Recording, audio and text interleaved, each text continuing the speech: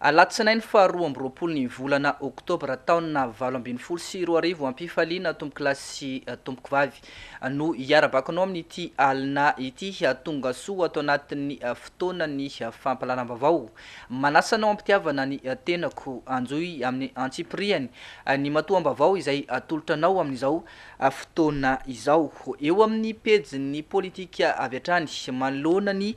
fanakianana maro samihafa ataondreo kandida ny amin'ny tokony anokafana indray ny lisy-pifidianana dia nanambara ny kandida Marc Ravalomanana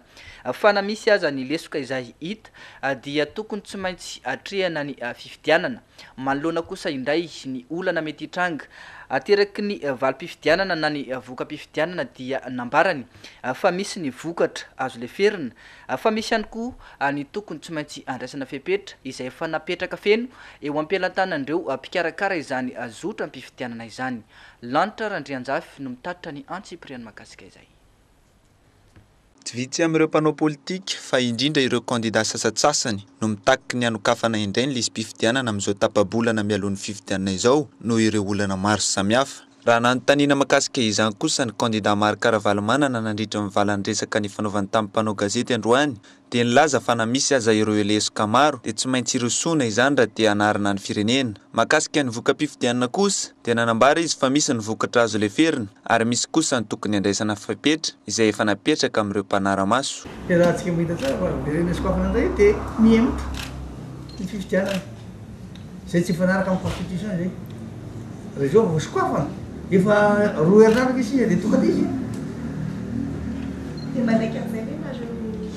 hoan'ny candidat? Tsy hoe izay no manaiky na tsy manaiky fa responsabilité ny senily izy tena za koa tena mahita fa tena misy ny lesoka tomombana ao amin'ny asan'ny seny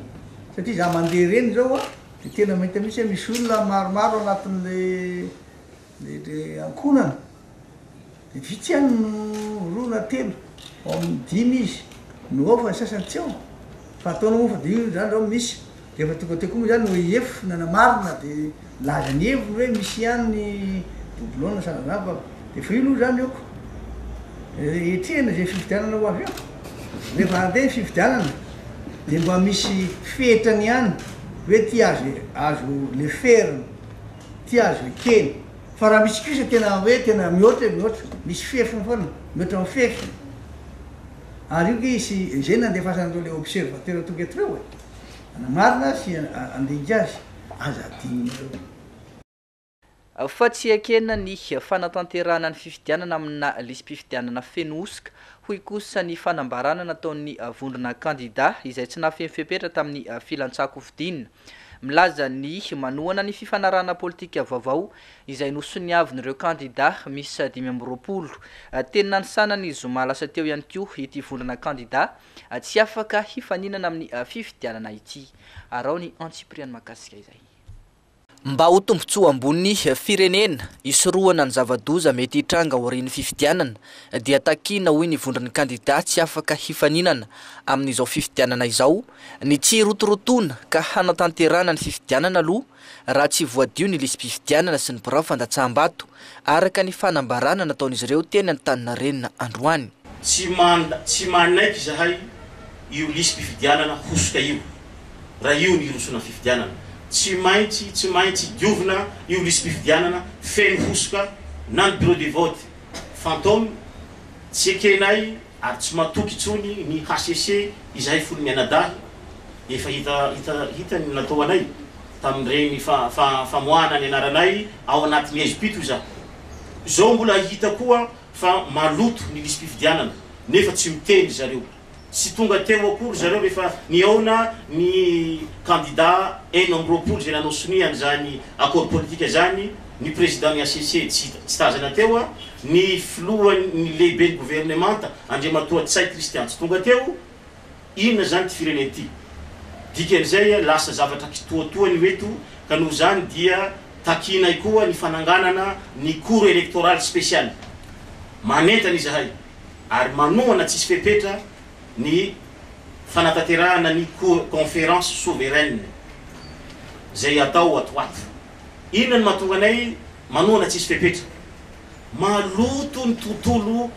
politika eto Madagasikara maloto ny tontolo ara-toekarena sy ny sisa ahafana mametraka fitoniana mialoha mandritra reo reny fifidianana dia nambaran'izy ireo fa tsy tokony hametraka olana ny fanemorana ny fifidianana. Henitsika tsara ny tenin'ny président Seni zay toranay voninkazo eto satria nampiseho fahendrena lehibe de lehibe ny président Seni raha nilaza izy hoe lalàna ozy izy misy ary tsy maintsy hajaina fa eo koa ny feon'ny maro anisa tsy maintsy hajaina ka raha ny tokony andraikitra voalohany anatanteraka an'le fifidianana efa milaza fa tokony hisy fihenoana ny maro anisa na dia eo ny lalàna. Inona ny dikan'izay efa manaiky izy ary nangataka n'izy teo hoe 3 volana ozy izy raha ohatra ka kitihina ny lisy mpifidianana. Dikan'izay aza mifandany andro eto tsika malagasy fa efa mihemotra ane zany le fifidianana raha ny Senino milaza an'izay ka ona ty resaka mbola mandeha hoe zahay tsy manaiky ny fiemorana lisy mpifidianana mamoa fady io hifamonoa tsika malagasy no eto ka ona ny tsy anikenao raha diovina io fa izy ianao angaranao tsy malagasy. Mitaky ny amoan'ny filan-kevim-panjakana ny fitoriana nataon'izy ireo manoloana ny fomba naniliana azy tsy ho isan'ny tafiditra tao anatin'ny lista ofisialin'ny kandida afaka mifaninana amin'ny fifidianana ihany koa ity vondrony kandida ity. Fa manoloana izay raha rahampirenena izay hatrany dia tsy tsara ny fifampizirizirina manoloana ny hevitra tsy mitovy ao anatin'ny fanomanana izao fifidianana izao raha ny nambara ny antoko politika VST na ny vonona ho an'ny tandrazana. Araka izany dia takina hoy ny VST ny sy ny fifampiresahana faran'izay aingana eo amin'ireo kandida misy 470 ahafana mamahy izao olana izao irosona amin'ny fifidianana eken'ny rehetra ary fifidianana madio sy mangarara ny Antsipriany. Mamofopofona korontana sy ady atrano ny zava-mitranga ankehitriny noho ny fifandoritan-kevitra manoloana ny fanatanterahana ny fifidianana. Takina hoy ny antoko VST ny ametrahana fivorim-be iraisan'ny kandida misy 470 iarahana amin'ireo ankolafikely samihafa misy eto amin'ny firenena mba hisorohana ny tsy fehezan-draharaha. Voatsela koa isika no niatrika ny fivoriana zay talian'ny Seni niarahana tamin'ireo kandida maro samihafa raha ny fantatra dia 430 ny tao fa ny kandida anakoa dia tsy tao. Zany dia fa misy zavatra manahirana ka zay dia mahita fa tandondomondoza ny firenena tao tahaka ny andehany amin'ny ady an-trano satria raha ny fahitana azy mifandrirotra. Zay dia manambara aloha ito fa ny fifidianana ihany no tokony zorana makany amin'ny fitoniana sy ny filaminana ho an'ny firenena kanefa to tahaka ny mikopokobona zavatrafy izy ty raha ny fahitana iazy satria hifandrirotra any amin'ny lalana anakoro samihafa mba tsy tenenana anankitelo dia eo ny mifandrirotra makany amin'ny tokony izorana ny fifidianana karasinitsiny zany kanefa eo ihany koa no milaza fa misy zavatra tsy milamina ary zany efa nambarany antoko VST fa tsy tena milamina ny tokotany fanaovana ny raharaha politika eto Madagasikara ka izany indrindra no antony tokony isy zavatra ifampiresahana faran'izay aingana mba handaminana izao fa raha izao no mitohy dia ho tonga any amin'ny ady an-trano ny vahoaka malagasy ary raha izao no tsy njovona sy tarafina dia tahaka ny zay andresy eo dia maro ny tsy anaiky ary misy ny fandritra any amin'ny hoe zay ny tokony nandresy na zay ny tokony mandresy zany rehetra zany no tokony soroana dia n'izao ka zay zany eto dia miantso fifampidinia ho an'ny kandida 470 tsy misy anombina ary mpisehatra politika rehetra eto Madagasikara ifampidinika andatabatra boribory na andatabatra lavalava tsy fantatray fa eo ihany koa miantso ny ray aman-dreny FFKM hitarika izany fionana azy fivoriana zany mba anapenanaingana izao loza mananotanina ho an'ny firenena zay mahakasika ny fifidianana zao. No amafisin'ny VST fa rariny sy itsiny ny fanatanterahana ny fifidianana ny fahafitony volana Oktobra saingy tsaratsara kokoa ny fanemorana izany ahafahana manatanteraka fifidianana ampilaminana sy tsy misy raorao. Ny fanemorana na tsy fanemorana ny fifidianana zany aloha dia dinika ifanaovana zany fa zahay manambara fa raha mandeha mizotra araka ny tokony ho izy ny fifidianana dia izany no tokony ilaina ary raha ohatra ka misy zavatra zay takininy hafa azo tao tsara no manao tirakroise sady manao ny fifidianana no mamany olana raha ohatra ka vova le olana sanatria moa ka tsy vova dia raha ny rehetra mahita eo hoe tena tsy vova izy tia dia hita eo ny lalaksoa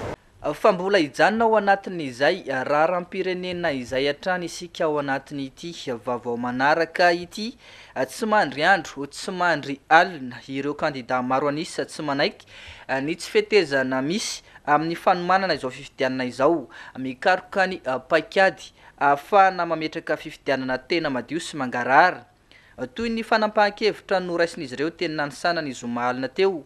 dia fantatra fa isy ny fivorimbe ho tanterahana ny alakamisy 20 ny volana oktobra ho avy izao izay atao eny amin'ny CCI vato fivorina tafitra ao anatin'ny fanombohana ilay conférence souveraine araka ny fanazavana azo tamin'ireo kandida ireo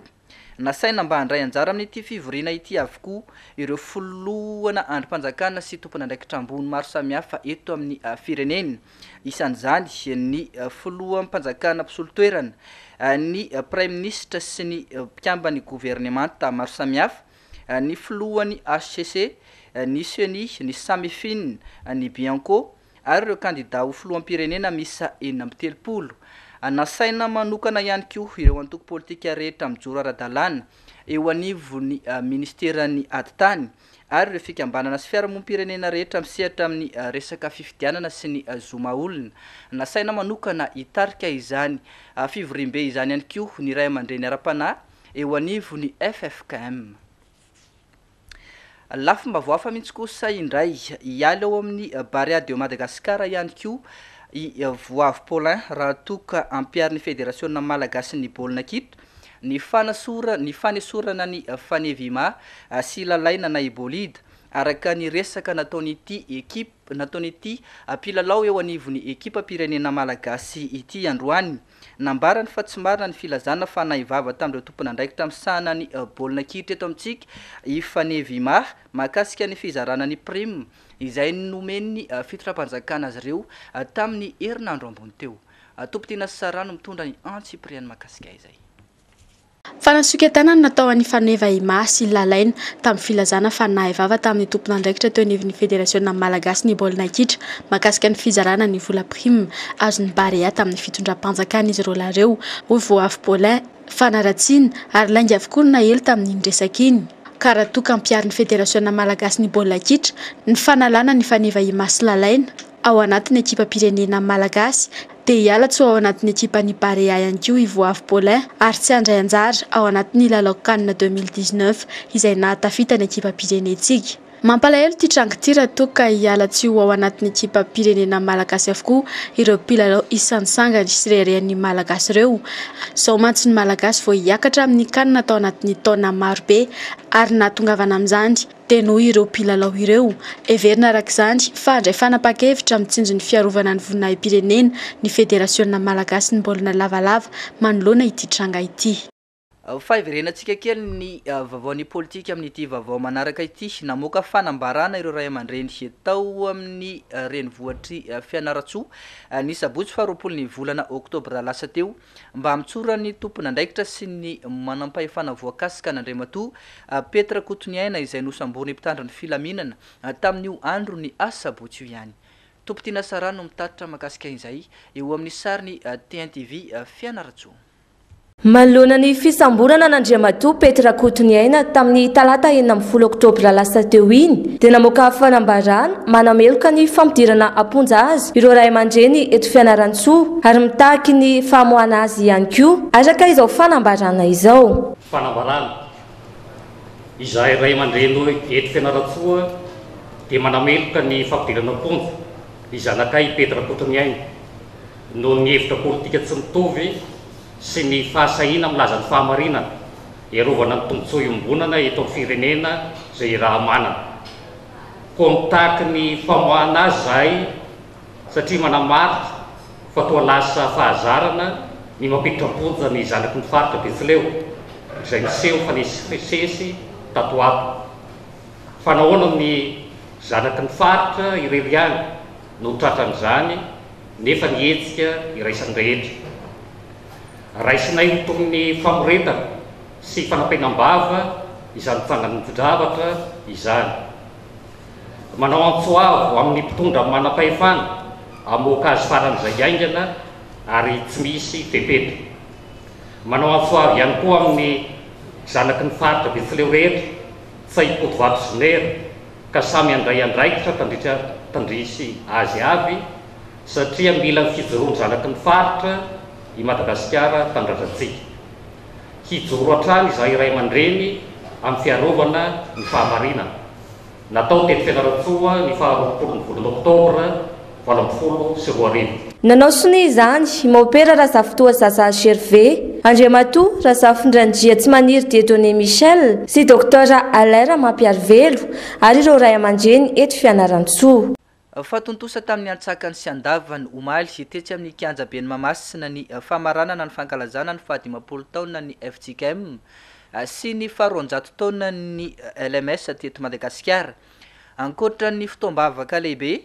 dia nanararaotra nanome toromarika ho an'ireo mpino marobe tonga nanatrika izany fotoana izany tena toerana ihany koa ny makasika indrindra ny resaka fifidianana sy ny raharam-pirenena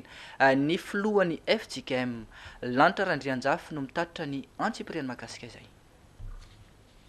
Mamela loatra ho an'ny fiantrehany fianam-pirenena ny avana malala. Iarahantsika malala vanim-potoana ranovatsika ankehitriny eto amin'ny firenena. Ho afarana isika kristianistikeny rehetra mijoroa olom-pirenena tsara dia mifidiana olona tsara. Ny atao hoe olona tsara tokony fidiana ny avana malala dia olona tsy manatsy matahotra n'Andriamanitra. Mijoroa ianao olom-pirenena vanina ary rehefa hifidy dia olona vanina fidiana. Olona matahotra n'Andriamanitra ny zanaka faray masina fa ny firenena manana an'i Jehova ihany no sambatra. Ny olona tokony fidiana olona sahy sy vonina hanompo.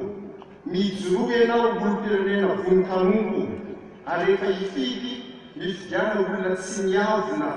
olona tsy mody mitady ny vatonao nefa avy eo ampanompo anao ho amin'ny tombontsoan'ny tena sy ny antokony. Fahatelo, ny olona tokony fidiana olona afaka havita zavatra. Mijoroa ianao olom-pirenena tsy lasoko vavany fotsiny ary rehefa hifidy mifidiana olona afaka hamadika ho asa ny fampanantenana ataony. Aza variana amin'ny vola hifidianana anao ny fampielezan-kevitra fa no avy ny firenenao jerena. Eo amin'ny pejy ny fampianarana ambaratonga ambony ho tanterahana ny 420 ka hatramin'ny 420 ny volana Oktobra ho avy izao ny salon de l'étudiant taona 2012 sy 2000 etsika fanao isan'ny taona mba ho fanampiana ireo mpianatra vao avy nahazo ny diplôma baccalauréat. Araka ny fanazavana mantsy dia saika tsy mahafantatra ny lalam-piofanana mety aminy sy mifanaraka amin'ny talentany avokoa ireo tanora vao nahazo izany diplôma izany ka anomboka hiditra eo amin'ny sehatry ny fampianarana ambaratonga ambony no ny fahamaroany ireo lalam-piofanana eny anivony izany sekoly ambony izany. Eo ihany koa ny olana teraky ny fahatereniny eo amin'ny sehatry ny asa. Ntso Rakoto Armanga sy Fanorazana Rakoto no mitondra ny antsipiriany makasika izay. Toy ny fanao ny anivon'ny Université Antananarivo Intantaona hanampiana ireo mpianatra vao nahazo ny diplôma baccalauréat ho tanterahina manomboka ny 14 ny volana Oktobra ka hatramin'ny 21 ny volana Oktobra izao ny hetsika salon de l'étudiant amin'ity taona ity etsy Ankatso ihany. Lohahevitra amin'ity dia ny hoe orientez-vous efficacement vers votre profession. Tanjona amin'izany ny fampafantarana, ny sampam-pianarana, mifanaraka amin'ireo vinanasan'ireo mpianatra any aoriana. Ahitana trano efa manodidina ny 700 eo moa mandritra ireo 3 andro ireo. Ny salon de l'étudiant izay tanterahana eto amin'ny Université Antananarivo manomboka ny 14 ny volana Oktobra 2020 farana ny 9 ny volana Oktobra dia ho atao etsy amin'ny esplanade ny campus universitaire Antananarivo. Ny thème napetraka moa anty édition 2018 dia vitanao ireo tetsy amin'ny télé tetsy any tamin'ny bande défilante teo ilay izy hoe orientez-vous efficacement vers votre profession. Ka mazava ho azy inona moa no entina amin'izany salon zany salon de l'étudiant zay tena hoe ataoko hoe public cible amin'izy io zany de eo le nouveau bachelier fa eo ihany koa ireo mpianatra zay efa ity amin'ny université hafa ka maniry hanohy fianarana ety amin'ny université n'Antananarivo. Université n'Antananarivo zay ankehitriny arak'izay zany de misy ireo stand samihafa misy eo amin'ny 7 eo izy sy exposition atelier misy ihany koa ny conférence ahafahan'ireo bachelier vaovao mifandray miona amin'ireo mpampianatra mpikaroka na ireo mpianatra taloha raha misy zavatra tiany ho alalinina. Ankoatra ny fampiratsiana ireo sampam-pianarana misy eny anivon'ny université izay marihana fa ahitana lalam-piofanana folo dia hisy ihany koa mandritra io fotoana io ny atrikasa fampahafantarana ny mpitsidika ny tsara ho fantatra rehetra amin'ny fikarakarana antota taratasy sy ireo lalana tokony aleha raha toa hiditra eny amin'ny université. Eo ihany koa ny fampahafantarana azy ireo ny fomba sy raha fampianarana misy eny amin'ny anjerimanontolo. Fanatombo mihoatra noho ny isan-taona nisan'ny mpianatra ho voarainy anivon'ny université amin'ity taona ity betsaka mantsy ny lalam-piofanana vaovao vanisokatra. Nanamafy ihany koa ny filohan'ny université fa madio ny fizotron'ny fifananana ahafana miditra eny anivon'ny sekoly ambaratonga ambony miankina amin'ny fanjakana. Niany sipriany eo amin'ny sary ny fandrasanandrakoto sy ny fanadihadina nataony Antsoa Rakoto Armanga. Capacité d'accueil azo atao hoe mahazo mitovy kely fa io araky le valim-panontaniana mena isan-taona misy le flueny miditra sy flueny mivoaka dia tsy maintsy mifandray amin'izay foana le izy misy zany le nouveau diplômé mandeha miditra amin'ny sehatry ny asa misy le nouveau bachelier zany zay ho raisy mandeha fotoan'izay ka araky le voalazako teo na dia lasa folana le établissement ety amin'ny université n'Antananarivo satria zany teo le hoe le fac dex nisy ny tsara le droit et sciences politiques iny zany aloha mazava ho azy eo le filière le mention droit le anankiray fa misy mention anankiray fanampiny eo le hoe sciences politiques iny zany zao dia efa misy miampy keliny ao dia ankoatr'izay eo ihany koa ireo institut d'enseignement supérieur Soavinandriana Tasy sy Antsirabe Vakinakaratra zay tombo isan-taona ihany koa satria miakatra le namoaka diplôme na licence sy namoaka master zany tsoatsy ihany koa dia mitombo arak'izay ny toerana azo raisina raha miteny zay isan-taona hoe eo amin'ny 10 000 eo ny raisinay dia mety hitombo kely io raha 35 511 no afampanadinana nouveau bachelier ato amin'ny université n'Antananarivo miampy avy any amin'ireo province 10 hafa zao za teo hoe tafakatra any amin'ny 75 000 anoany mazava ho azy raha miteny hoe manahoana le kolikoly zany dia zay tsy teny aloha hoe misy ny 0 any fa ny université n'Antananarivo dia nanao fifanarahana fiara-miasa amin'ny fikambanana ny tsy tia kolikoly asa raha fantatrareo zay safisage be momba an'izay vo miditra etsy anoloana etsy nareo ka zay tsy tia kolikoly noho izany miezaka mba tsy isin'izany mihitsy ety amin'ny université n'Antananarivo. Eo amin'ny pejy toekarena nanao tatitra mahakasika ny fiara-miasa tamin'ireo vondrona iraisam-pirenena misehatra eo amin'izany tontolo ny toekarena izany androany ny teo anivon'ny ministera tompon'andraikitra tatitra izay nahafany mpiara-monantoka nanao fanamariana sy fanatsarana hitondrana ny fiara-miasa manomboka izao ahafana mampiroborobo izay sehatra ny toekarena eto Madagasikara izay. Antsora Kotormanga sy Fanorazanatrakoto. Hatramin'ny taona 17 ny atsara hatrany fiara-miasan'ny ministeran'ny toekarena sy ny mpiara-mombonantoka ary ny vondrona iraisam-pirenena ao anatin'izany ny fatokisan'ny firenena malagasy raha ny fanazavana nandritra ny tatitra izay natao androany tetsy anosy. Io tatitra io izay natao ho famitenana ny fiara-miasa amin'ireo vondrona iraisam-pirenena fa indrindra ho fankankeva amin'ny mety ho fanatsarana ny fiara-miasa hatrany. Anisan'ny nampiavaka izany ihany koa ny fandinihana loha hevitra manokana izay ahafahana manatsara ny fitantanana ny toetra rahan'ny-pirenena. Moka ny rapport atao hoe RCD, rapport sur la coopération au développement dia avoakisa-taona moa zany izy io a mamintina ny fiaraha-miasa amin'ny vondrona iraisam-pirenena sy ny iarahana koa amin'ny firenena vahiny ho fanatotosana tetikasa mety ho ara-teknika io fa tsy voatery ho ara-bola foana. Dia io RCD io zany ny document anankiray mamintina ny fiaraha-miasa amin'ireo partenaire ireo mpiara-miombina antoka mandritra ny taona anankiray. Ka izay no nahatonga anay nanao izao fivoriana izao mba ahafahana maka ny fakakevitra zany izy ity ho an'ny mpiara-miombina antoka rehetra raha mety aminy na misy fanamariana kely avy amin'ny zareo hanatsarana azy. Dia nivory zay androany nanatanteraka izay fanatsarana izay rapport zay. Dia hatreto aloha zany dia mahavelom-boly satria raha ny taona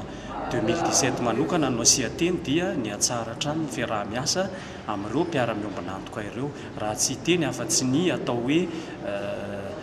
crédibilité zany hoe ny fahatokisan'ireo mpamatsy vola ireo zany dia mipetraka mihitsy ho amin'ny firenena malagasy mba ahafahana manatsara ny fitantanan-draharaha eto amin'ny firenena dia dinihina manokana ny amin'ny réforme satria anisany takiany mpamatsy vola ihany koa ny fanatotosana izay réforme izay isa-tsokajiny. Dia iny fanady adinina koa tomboky lasy sy tomboky vavy no entiko manao velomanao indray amin'izao alina izao ho amin'ny rampitso indray ny fotoanantsika manaraka veloma manapitafy fa tomboky lasy sy tomboky vavy.